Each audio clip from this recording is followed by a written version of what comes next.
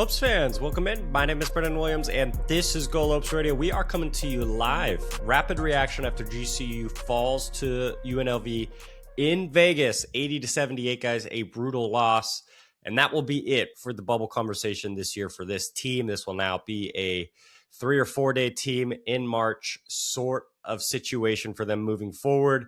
Still a lot left on the table for them to kind of continue to prove themselves in the Mountain West, but today was undoubtedly a brutal game. And they fall to 8-4 in Mountain West Conference play. Guys, today's show, we are going to do a quick game recap, talk about some of the things we saw. We're going to go check in on our 2 pregame keys to the game, which, guys, listen, were both really, really big factors in today's game. And then we're going to have a few takeaways of kind of what we saw out there today.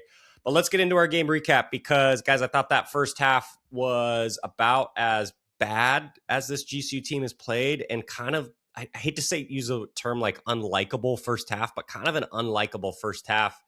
They got pushed around. It was awful shot selection, a lot of complaining about the calls. There's multiple possessions where, either they were expecting a foul or hoping a foul was called. It wasn't called. They'd missed a shot.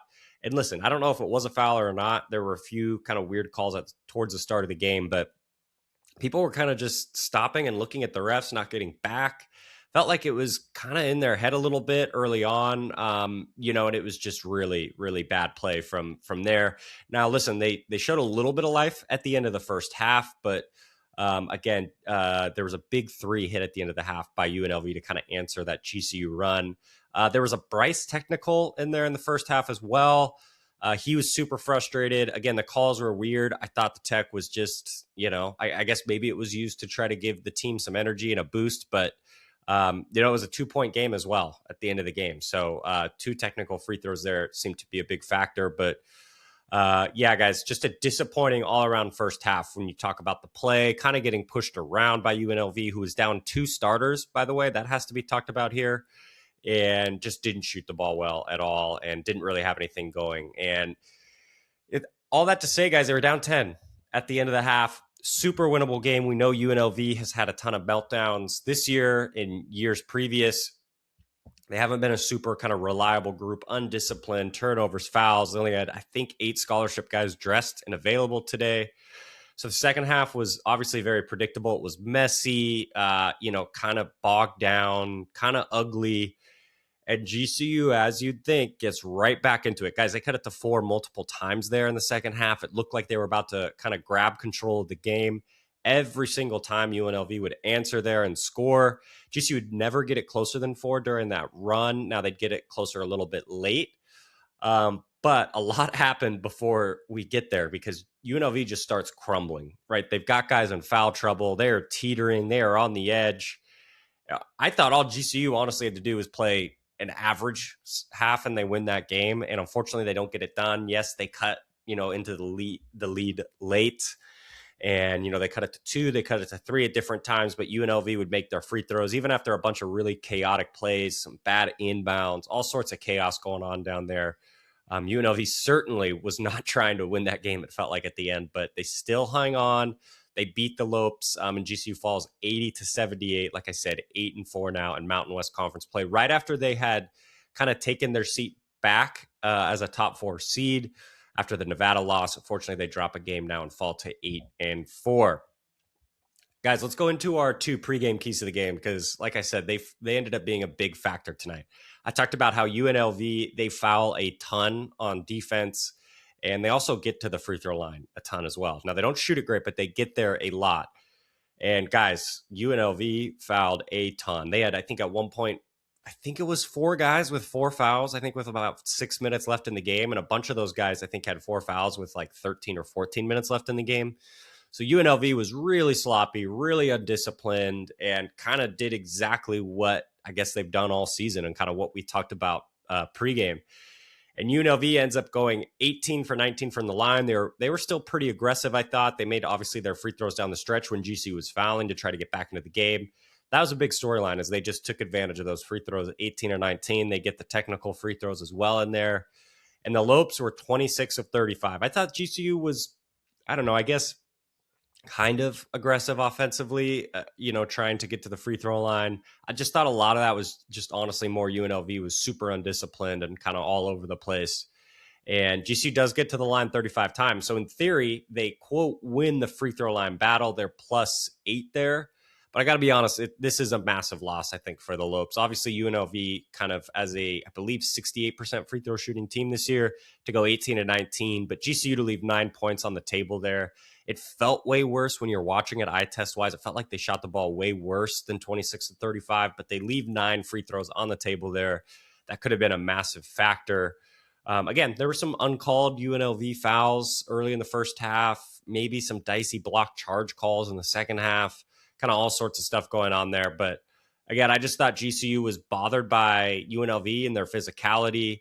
I know Bryce talked about that post game. We'll talk about that a little bit more later, I think. But yeah, again, +8 at the line for the Lopes, but it felt like they got pushed around. They were bothered by the physicality, and they weren't really playing through contact. They were clearly frustrated, and they were showing their frustration to the refs, including not getting back on defense. But yeah, I just think this was kind of one of the big factors in the game was UNLV made their free throws, GCU didn't, and I thought, everything around the free throws and the fouling was a big storyline, and I thought GCU kind of came out on the bad end of it. So that's going to be something to keep an eye on in game 2 when UNLV comes to GCU Arena. Will be kind of the foul situation, who's going to make their free throws, and then at the end of the day, guys, GCU, they haven't shot their free throws well lately. That's just been a big storyline. Like they just haven't made them. I don't know what's going on. Bryce talked about a post game after Air Force. He says he doesn't know what's going on, but you got to make your free throws. They're literally free throws. And GCU, they were on the road. The offense was stalling, and they really needed to get some easy points. And I didn't think they did a good job in that category trying to kind of win that. I thought instead they were really bothered by the calls, and it was kind of in their head. So our second pregame key to the game was just talking about Dre Gibbs-Lawhorn and how good of a player he was. And GCU, I thought was going to have, enough personnel to give him a ton of problems. He was awesome. I know, massive kudos to him. Mike Cooper from Scarlet Standard had talked with me, I think a week ago and said, hey, he should be on your Mountain West midseason all conference teams that I released. And I was like, yeah, he's kind of right there. Like, I just need to see a little bit more. I've been really impressed by him in the pregame thing. I gave him a ton of flowers. So this wasn't a thing where I don't think he's good or he's good stats, bad team sort of guy. Like, I think he's a really good player. And tonight he was awesome. That first half was a clinic. GCU had nothing against it. And yeah, I want to give massive credit to him. He was down 2 other starters and he just kind of willed that team to victory. So that's going to be a perfect transition point after our 2 key takeaways there or our 2 pregame keys to the game to talk about our takeaways. Because the first one is Dre Gibbs-Lawhorn, and GCU had a ton of issues with him. He's just so active and, he's a scorer. Yeah, he can get the ball to guys and he'll rack up some assists, make some plays, but he really wants to shoot the ball and score the ball, and he's good at it. So he absolutely should, right?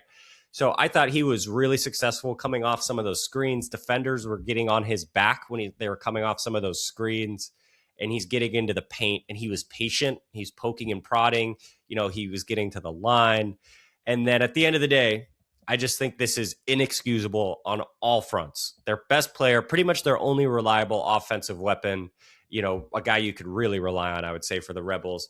GCU lost him probably 4 or 5 times throughout the game, including one key possession where he hit a 3 kind of late there in the second half. And you just can't lose a guy like that. There's a few, I think there was one where Nana was pointing to someone and they just miscommunicated and he had a 3. At some point, you just can't lose the guy. It's a big game. You practice all week. You watch the film. And if you're going to lose a guy like that, he's going to make you pay. He's a really good player. He did. He even missed some of those shots where I thought he could have made GCU pay even more. And he didn't. It was weird. I like my comp when you're watching him. He almost looks like Jamal Murray, like some of the stuff they run for him that Murray does for the Nuggets, coming off screens, kind of taking his time, getting in the paint, step back jumpers, that sort of stuff. He was just really good. And Lopes got to figure something out for the future because they're going to see him again when UNLV comes to GCU Arena. And there's a chance they might see this team at the Thomas and Mack Arena again in Vegas for the Mountain West Conference tournament. And they have got to figure out a way to they wore him down in the second half. Sure. He's 10 of 23 from the field for his final line, 3 of 8 from 3. I just thought he was awesome throughout the game. And again, GCU did wear him down. Maybe he got a little inefficient at the end, but He was really special. I just thought he was incredible tonight. GCU's got to figure it out, and you can't have miscommunications on one of the better players, better scorers in the league. They left him a few times, and you just cannot have that on top of I thought some of the other errors that they made throughout the game. Second, this is kind of our one positive thing to take away from tonight, guys. Nana, I just thought he was awesome. Like, his motor was incredible throughout the game. I thought he was ready to go from tip. Obviously, you make threes and everything becomes a little bit easier and a little bit better. But offensively, he was also getting to the rim a little bit. We've talked about we want to see him around the rim more. He's a great offensive rebounder. I think he's a good finisher around the rim. He hasn't shot well inside the arc. He hasn't really shot well in general. The shot's kind of coming along. But I think the closer he can get to the rim and get some easy ones there, I think it's going to help loosen things up. Obviously he made his threes tonight, which was awesome, but I don't know. He was incredible tonight. I think we're kind of seeing him really assert himself as the leader. I think kind of emotionally and mentally, physically, I just think he's maybe the guy for this team that you can rely on. Defensively, he was great. He had 4 steals once again, was really awesome. And then obviously offensively, he was kind of their only competent guy out there. I thought that brought something to the table. And so I want to give him a ton of credit, getting to the rim, getting some easy baskets. He was awesome tonight. Cannot, praise him enough. And it feels weird, throwing that much praise some guys' way when you have such a brutal loss like that. But he was awesome. And so massive kudos to Nana. And I just thought he was awesome. And keep an eye on him. I think he's trending right now, kind of down the stretch. He's shooting the ball better. Obviously, we know the defense is elite night to night. Is he a guy who could maybe make a run for Mountain West, all conference first team? I don't know. I think he's really asserting himself, though, as GCU's kind of best player, most impactful player. Okay. Next thing is just that second half. And I don't really like doing the whole, good job at the end. They got back into it, doing kudos for that thing, because you're kind of wondering, like, why were you there in the first place? It's because they played so bad. And I just thought all GCU had to do it. It's super easy to sit here behind a mic, right, and say if GCU just plays their B- game in the second half, they win that game. But guys, I think that is correct. UNLV was teetering. They just blew a game 4 days ago in awful fashion. They're down 2 starters. They're in foul trouble. They're running out of scholarship guys to play. GCU's in the bonus super early in the second half. They were doing a good job wearing down Dre Gibbs, Lawhorn. I thought GCU had to do a B-, maybe even a C+ game. Wins that second half is it's enough to push them over the edge and just get out of there with the win. That's the only thing they had to do. As ugly as it was and as bad as they played, all they had to do was just kind of sneak out of there with a win. I thought it was right there. The Rebels obviously down the stretch, tried to lose the game. Even the plays where they were able to get it inbounds, I think two of them, they literally essentially were turnovers and they somehow saved it and GCU wasn't able to take advantage of it. But I just thought GCU, the game was right there. They have nobody to blame but themselves. Like, we're not doing the ref thing. We're not doing the this or that. Like, guys, they had this game available for them to win. UNLV was teetering. GCU didn't take advantage of it, and I think that's really disappointing. We just talk about the impact this game's going to have on the season, kind of taking them out of any consideration for the bubble, moving them back in the standings, losing to UNLV, a team farther down in the standings. So I just thought the game was right there for them to take. I didn't think, the refs were just disgraceful, and obviously they were involved in the game without a doubt, but the game was there to win for as bad as they played, and they didn't go win it. And that's, I think a massive bummer and just kind of a big takeaway. And our final takeaway here, guys, is the offense. And I did a thread, I think probably a month and a half ago, it was in December, talking about how GCU's defense is now looking elite, but they have problems on the offensive end. And sure, there's been some really good games. Obviously, Air Force, it's going to look really easy against, one of the worst teams in college basketball. And they've had some really good moments, against Boise, just these really good stretches of offense and guys kind of stepping up. And you've seen the highs of a Jaden Henley. Dusty's been making some threes, and Makai Williams has come in and, he's been confident, taking some good shots and just making big plays. But at the end of the day, guys, this team right now, offensively, is 152nd in the nation. They are average on offense, and they have really, really awful stretches, inexcusable stretches, awful shot selection. Guys taking threes that should not be taking a ton of threes. Just very passive. Again, I thought on some of the drives, they were more looking to get fouled than actually looking to score. And then when they didn't get the foul, they were looking at the ref and, making faces and putting their hands up. And they've got to find a way to get more dynamic on the offensive end because it's just too tight of a line for them to walk. You have to be elite. They're, top 20, top 25 defensively right now in the nation. They've been really good on that end. They've made a ton of strides. Credit to them. A few podcasts ago, we talked about how the floor is raised on the defense, but also the ceiling is raised. So you're starting to see this elite defense at times. But even when it's maybe not great, their defense is still really good. The problem on offense is they do have a ceiling. Like, they can play well, and you've seen them make threes, in bunches at times, and it's been really good. But the problem with the offense is that it has a really low floor. And if they do not get more dynamic on that end, it's just going to be really hard to contend and make noise in the Mountain West. Again, they could come out and they could shoot 40% for three for the rest of the year and play really well. And that's something they have to do to play well. But right now, we've seen a few of these games this year. Jaden Henley, he's been really hot and cold at times. He really struggled tonight, took a ton of bad shots. He's shooting really bad from three, continues to take them.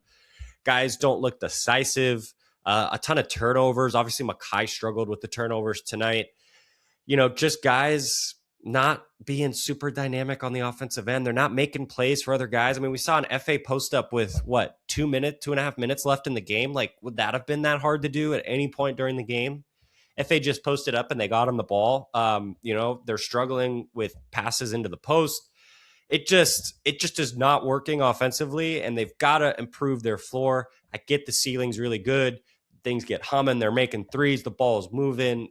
Guys coming off the bench and being additive, but they have just got to get more dynamic offensively. And if not, they're going to just kind of continue having hiccups like this. They're going to have a hiccup like they did Colorado State. They're going to have a Nevada game where, yeah, sure, they were right there and should have won that game without a doubt, but the offense was awful. And I get they're missing Caleb Shaw, one of their better shooters. He's really important. That's another big takeaway we can talk about later, but they've just got to get better offensively. And guys have to shoot the ball better. They have to make better decisions.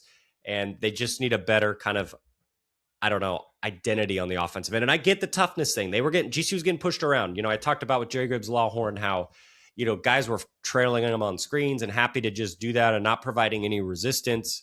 And they got pushed around, I think, even on the offensive end, right, with some of the turnovers. But I get the got to just be tougher and you've got to fight and you've got to be physical. Like, I get that, but like, you've got to find a way to be more dynamic offensively. And if they don't, it's like you got to play, a 10 or a 8 or 9 out of 10, on the toughness scale and defense wise to win these games. It's just tough to do night to night. Like, you've got to have the ability to just win a game randomly in multiple ways by just making, a ton of threes and just scoring the ball really well, even when you don't have your best. I get the toughness. I agree. I think they needed to be tougher, but I stare at the offense and I'm like, this has just got to get better. Like, it's really ugly. The shot selection, all of it just has not been working. They're an average offensive team. And if it doesn't improve, again, there's going to be nights like this where they're going to be susceptible. The Colorado State, the Nevada game that wasn't good, and tonight. So I'd love to see them be tougher, but they've got to get better offensively. And I don't know if that can just like change right away or what has to happen. Obviously guys have to step up. They got to get guys better shots in better places. You got to get the ball in their hand. I don't know why they can't get out in transition and try to get some easy shots there. They don't seem to really want to do that. Some transition threes, you got out a little bit in transition there, when they made that run at the end. I don't know why the offense is so hard at times with this group, but it is. And unfortunately, it's kind of holding them back, I think, at the moment. So something to keep an eye on with them. The season is not lost. It is not lost by any means, guys. But, definitely a massive, massive setback today and a really, really bad loss, I think, for GCU basketball. So, guys, that's it. That's kind of our rapid reaction. Again, GCU falls to UNLV, in Las Vegas, 80-78. A really disappointing day. They were on main Fox, so a massive kind of opportunity spotlight for the program, and they come up a little bit short. So that's a bummer as well. But they're back at home against the Lobos on Wednesday, looking for some revenge. Once again, the Lobos coming to town. It should be a really good game. It should be an awesome environment at GCU Arena. Really excited for that. So We will see you guys there. We'll have a preview. We'll kind of keep you updated. We might do a show, maybe a co-live show, or we might just do a full preview kind of solo here on the channel. So we'll keep you guys updated on that. But appreciate you guys listening, and we'll see you guys Wednesday at GCU Arena. Cheers.